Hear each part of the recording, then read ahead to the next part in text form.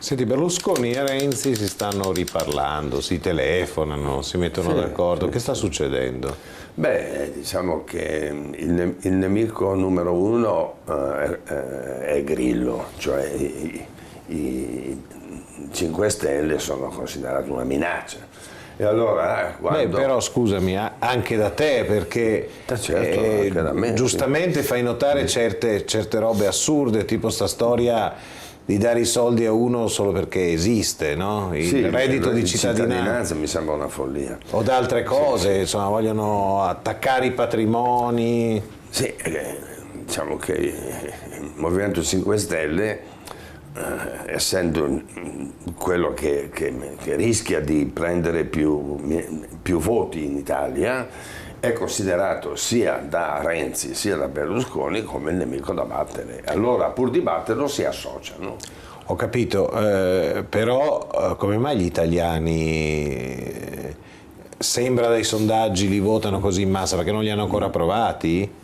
Intanto perché insomma io penso che gli italiani, che sono anche della gente che lavora, se leggessero quei programmi lì che hanno ma non li voterebbe. Sì, non sono neanche programmi veri e propri, ma il problema è che gli italiani si sono stancati dei partiti tradizionali che naturalmente hanno combinato poco o niente negli ultimi 20 anni, anche prima, ma la memoria poi non è che va indietro millenni, no? Quindi nauseata dalla politica, tant'è che vedi che i giornali vendono sempre di meno perché trattano la politica. I talk show sono sempre meno seguiti, significa che c'è disgusto nel popolo per la politica.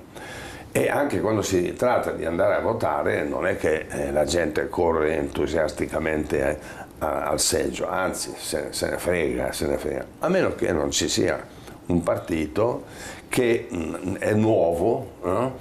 E magari tu non ti fidi tanto neanche di quel partito, ma vai in cabina elettorale, no? Fai lo stesso, vedi la scheda, trovi il simbolo di Forza Italia e sbuffi, trovi quello del PD e sbuffi, poi vedi quello dei 5 Stelle, ti viene la tentazione, tracci la croce e fai così. È un voto contro il sistema. Io mi illudevo che qualcuno ancora leggesse i programmi pur sapendo che non vengono applicati. No, ci sarà anche. Alzati un attimino il microfono che c'è sceso, a parlare di partiti tradizionali c'è sceso il microfono. Tutto. No, ma diciamo che c'è anche chi fa questa operazione di leggersi i programmi, ma trattasi di una minoranza elitaria. Comunque dicevamo, quindi il nemico sono i 5 Stelle, Berlusconi e Renzi si parlano. Chi ha chiamato chi secondo te? Beh, intanto ci sono stati degli ammiccamenti, poi chi sia stato il primo a fare il numero dell'altro, questo non lo so. Per dirsi che cosa? Per mettersi d'accordo, andare in quel posto al Movimento 5 Stelle. E poi qui si tratta anche di fare questa benedetta legge elettorale senza la quale diventa un esercizio inutile il voto. Berlusconi sembra sempre che esca di scena e poi zacchete. Ma sai, per il momento lui ha ancora parecchi deputati, perché è vero che i sondaggi lo danno in calo notevole, ma alle ultime elezioni aveva preso il 19%, quindi non è che... Questa trovata del partito animalista può anche essere un'idea, perché... Ma secondo te a Berlusconi gliene frega qualcosa degli animali? Ma sai, lì fare il processo alle intenzioni non è la mia specialità. Comunque è una trovata. Bisogna vedere se tutti gli ex Verdi che oggi non hanno più un partito magari possono confluire lì, il loro voto può confluire lì, può darsi, però bisogna vedere, mancano ancora alcuni mesi, se sanno fare una buona propaganda qualche voto lo portano a casa. No? Sì. Non parlo di percentuali vistose, però basta portare a casa il 3-4%. Che eleggi qualcuno, qualcuno lo puoi sistemare. Però si parla di immigrati e diritti degli immigrati, animali, sacrosanto anche e diritti degli animali, va bene tutto. Ma dei diritti della povera signora Maria, chi cavolo parla? Lo so, purtroppo è così, oggi sono tutti scatenati per soccorrere i migranti, hanno fatto a Milano un corteo a cui hanno aderito mi pare 100.000 persone secondo i dati forniti da... Sì, vabbè, poi sono sempre... Sì, vabbè, però erano tanti, dobbiamo dirlo. E allora è più di moda, no? Di dire, ah sì, facciamo entrare tutti i migranti che vogliono, dobbiamo accoglierli, mantenerli, cosa che stiamo facendo. Mentre invece il povero italiano non frega niente a nessuno, non viene neanche assistito. Io vedo tanti clochard che non mi sembra così, a guardare non mi sembrano stranieri, che dormono davanti ai negozi con le saracinesche abbassate. Insomma, il povero italiano non ha neanche diritto alla casa popolare. Ma neanche a una stanzetta, un dormitorio.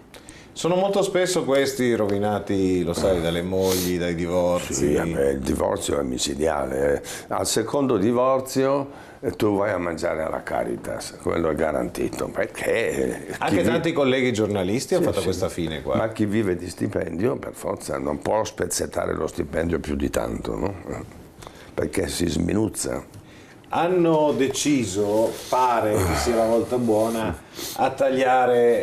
di tagliare i vitalizi anche agli ex onorevoli che andranno in pensione, i prossimi andranno in pensione col contributivo, ma taglieranno anche i vitalizi agli ex onorevoli. Io prevedo, intanto che non so se l'approveranno, ma prevedo una pioggia di ricorsi. Tu che dici?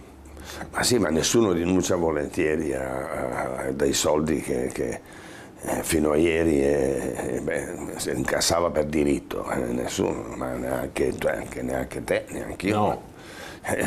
Quindi trovo del tutto fisiologico che ci sia abbiamo una difesa. Anche lavorato, cioè scusa, certo. Voglio dire, no, adesso sì, certo. Abbiamo anche lavorato anche per perché un parlamentare in ogni caso, se lavorava prima di fare il parlamentare, continua a maturare l'anzianità per la pensione, sì. Quindi in sostanza no, il tema è quelli che non hanno mai fatto un cazzo nella vita. Sì, e sono che poi tantissimi. Prendono 2 o 3 pensioni, per questo che dà un po' fastidio. Sono tantissimi nella media quelli che non hanno mai fatto un cazzo tutta la vita. È chiaro, non hai fatto niente, hai avuto la pappa pronta, hai la pensione, te la tagliano e fai ricorso. Sì, ma poi lo vincono. Anche molti cittadini normali, no? Sì, specialmente artigiani, commercianti, si lagnano. Sai che hai ragione che... non pagano i contributi e poi vogliono la pensione. Hai ragione, perché rompiamo tanto i coglioni ai deputati e poi nel mondo reale è uguale. Anzi, non abbiamo quel potere di fregare tanto, certo. Però freghiamo tutti. È chiaro, è così. Siamo degnamente rappresentati. Ma certo, noi vediamo sempre i difetti degli altri, ma i nostri non li riconosciamo nemmeno, anzi ci sembrano quasi dei presi delle virtù. Dice, sono furbo, quindi ce la faccio a fregare lo Stato. È un impegno, perché succede questo. Però scusami, anche lo Stato ti frega, sì, se certo, tu ti comporti... Il principe ti frega, ecco. Ti frega sempre, se no non sarebbe principe. Allora se uno se uno te lo vuole mettere in quel posto ti difendi. E il suddito a propria volta cerca di fottere il principe e di solito vince il principe. Senti, come ti vedi fra 10 anni? In una bara. Ma vaffanculo, scusa. Dove vuoi? Posso si può mica vivere in eterno? Ma scusa, si può fare una domanda così che è fatta anche perché io ogni tanto, siccome mi rompo i coglioni con le notizie e tu lo sai benissimo, che siamo in due, ogni tanto tiro fuori qualche domanda per far venire fuori il personaggio. Allora io ti chiedo come ti vedi fra 10 anni e tu mi smonti tutto e mi dici una bara, ma no, ma dai, scusa, ma non si può dire una roba del genere. Io ho in una bara, per esperienza so che più che vecchi non si può diventare. No, sai che c'è, forse te l'avevo già raccontato o l'avevo pubblicato da qualche parte, c'è vicino al cimitero monumentale un negozio, non so come cazzo si chiama, quei posti dove fanno le bare, no? E ci sono i vari esempi di bara e ce n'è una, c'è la lapide in marmo con scritto Vittorio Feltri, no? Non lo sapevi? No. ti devo andare a fare la foto. Aspetta che mi tocco i marroni. Ma ti giuro, allora, questo qua, qui al cimitero monumentale, a destra c'è questo che vende le lapidi e c'è scritto Vittorio Feltri. Come esempio di carattere, giuro, morissi io stavolta. Non lo sapevi? No, devo mandare un fotografo. Ma sì, ma io l'avevo messo sul web. Ma allunga la vita questa cosa. Vabbè, sai, hai presente i caratteri dei giornali? L'esempio di carattere c'è Vittorio Feltri, uno si sceglie il... Ma pensa, roba da matti. Non sapevi? No, non sapevo. Anche perché io, non avendo l'urgenza di scegliere la bara, non mi fermo davanti a questi negozi. Ma io sono passato per caso io non, e ho visto Vittorio Feltri. Però si tratta di, adesso cos'è, 1 anno e mezzo fa. Forse avranno tolto, mi auguro. Se c'è, cosa gli fai? Gli chiedo se devo pagare anche il conto. o conoscendoti gli dici scusa, visto che ha usato il nome. Monetizziamo. No, comunque dai, adesso scherzi a parte. Comunque parlare della morte è un bel modo per esorcizzarla. La morte è un dato di fatto, non è che la possiamo evitare. Tutti lì che si spaventano, d'altronde poi crepano tutti, non so. Dimmi, come ti vedi fra 10 anni? Non ho una immaginazione così fervida per immaginare una cosa del genere. Mi auguro di essere ancora qui a fare 2 chiacchiere con te, quello è l'augurio, però è del tutto improbabile. E che nel frattempo io, essendo maturato, faccia delle domande meno coglione. No, cosa dici? No, ma mi sto preoccupando, oggi sei pessimista. No, non sono pessimista. Ogni volta che parliamo di queste cose non posso che ribadire il concetto, perché è morta qualche giorno fa la Biagiotti, sì, che aveva 1 anno meno di me. Ma tu fai ancora dipende dalla vita che uno ha fatto, dai casi. Appunto, non è che io ho fatto una vita così. Quindi insomma muoiono tutti. Va bene. Certo che quelli che ci no, ma io sto pensando, non ti dico quello che sto pensando. No, perché di solito seminiamo ottimismo, no? Che parliamo tutte sfighe, seminiamo pure morte, se toccatevi. Si tratta di descrivere la realtà italiana c'è poco da stare allegri, no? E poi però se tu passi addirittura argomenti di tipo cimiteriale, è chiaro che non miglioriamo l'umore neanche a chi ci ascolta. Va bene direttore, abbiamo chiuso qui la puntata, perché torniamo. Beh sì, a presto. Tocchiamoci, a presto, grazie.